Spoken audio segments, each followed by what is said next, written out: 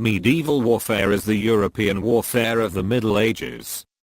Technological, cultural, and social developments had forced a dramatic transformation in the character of warfare from antiquity, changing military tactics and the role of cavalry and artillery.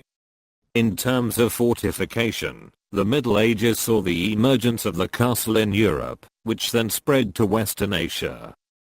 Fortification in Europe, breakdowns in centralized power led to the rise of a number of groups that turned to large-scale pillage as a source of income. Most notably the Vikings, but also Arabs, Mongols, Huns, and Magyars raided significantly. As these groups were generally small and needed to move quickly, building fortifications was a good way to provide refuge and protection for the people and the wealth in the region.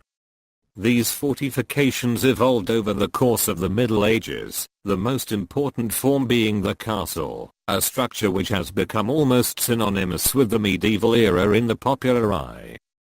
The castle served as a protected place for the local elites.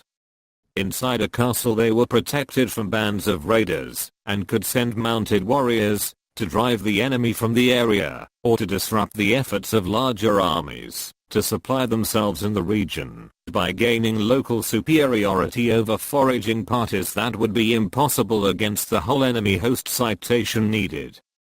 Fortifications were a very important part of warfare, because they provided safety to the lord, his family, and his servants.